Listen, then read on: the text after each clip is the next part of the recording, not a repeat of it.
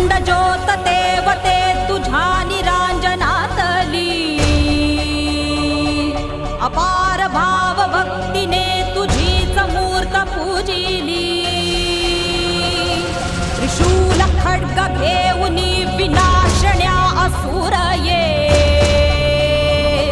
बनून रौद्रकामिनी प्रकाशण्या तिमिर ये। प्रतीक नारी शक्तीचे वैष्णवी महेश्वरी, तुझाच अंश राहू दे सदैव माझ्या अंतरी। आई अंबे